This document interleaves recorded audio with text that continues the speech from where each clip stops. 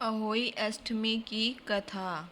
एक साहूकार था जिसके 7 बेटे थे, 7 बहुएं तथा एक बेटी थी।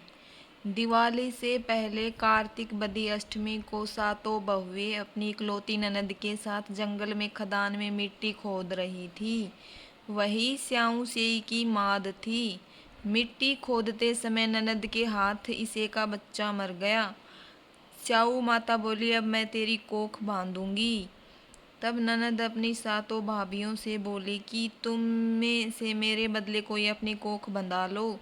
सब भाभियों ने अपनी कोख बंधवाने से इनकार कर दिया, परंतु छोटी भाभी सोचने लगी कि यदि मैं कोख नहीं बंध पाऊंगी तो सासू जी नाराज होगी। ऐसा विचार कर ननद के बदले छोटी भाभी ने अपनी कोख बंधवा ली। इसके बाद जब उसके जो लड़का होता तो 7 दिन बाद मर जाता। एक दिन उसने पंडित को बुलाकर पूछा, मेरी संतान 7वें दिन क्यों मर जाती है? तब पंडित ने कहा कि तुम सुरही गाय की पूजा किया करो। सुरही गाय स्याऊ माता की भाईली है, वह तेरी कोख छोड़े तब तेरा बच्चा जिएगा। इसके बाद वह बहू प्रातः काल सुबह उठकर चुपचाप सुरही गाय के नीचे सफाई आदि कर जाती। गौ माता बोली कि आजकल कौन मेरी सेवा कर रहा है, सो आज देखूंगी।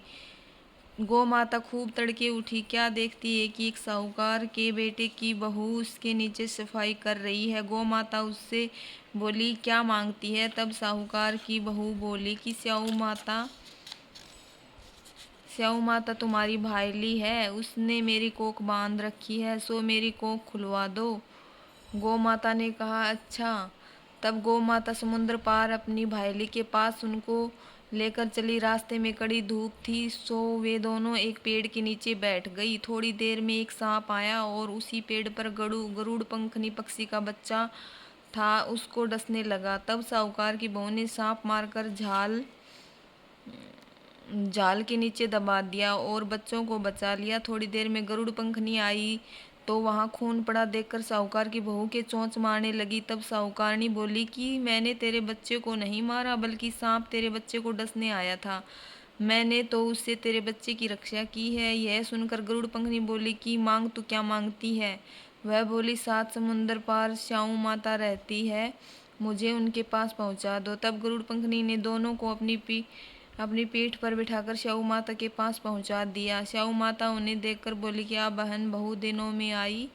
फिर कहने लगी कि बहन मेरे सिर में जू पड़ गई है। तब सुरई के कहने पर बहू ने सिलाई से उसकी जुएं निकाल दी। इस बार पर स्याऊ माता प्रसन्न हो बोली कि तूने मेरे सिर में बहुत सिलाई गेरी है, इसलिए तेरे 7 बेटे और बहू होगी। वह बोली, मेरे तो एक भी बेटा नहीं है, 7 बेटे कहाँ से होंगे? स्याऊ माता बोली, क्यों, क्या बात है? तब वह बोली, वचन दे तो बताऊं। स्याऊ माता बोली, वचन दिया, वचन से फिरूं तो धोबी के कुंड पर कंकरी हूँ। तब साहूकार की बहू बोली, मेरी कोख तो तुम्हारे पास बंद पड़ी है। यह सुन स्याऊ माता बोली कि तूने मुझे बहुत ठग लिया। मैं तेरी कोख खोलती तो नहीं, परंतु अब खोलनी पड़ेगी। जा, तेरे घर तुझे 7 बेटे 7 बहुएं मिलेगी। तू जाकर उजमन करियो, 7 अहोई बनाकर 7 कढ़ाई करियो। वह लौटकर घर आई और वहां देखा 7 बेटा 7 बहुएं बैठे हैं। वह खुश हो गई। उसने 7 अहोई बनाई, 7 उजमन की तथा कढ़ाई की।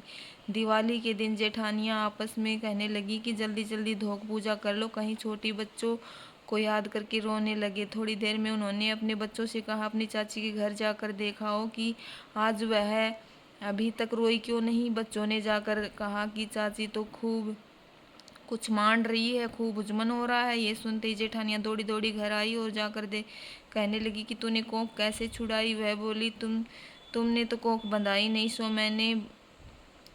मैंने कोख बंधा ली थी। अब स्याऊ माता ने कृपा करके मेरी कोख खोल दी है। स्याऊ माता ने जिस प्रकार साहूकार की बहू की कोख खोली, उसी प्रकार हमारी खोलियो। कहने वाले तथा सुनने वाले की तथा सब परिवार की कोख खोलियो। बोलो अहोई माता की जय हो।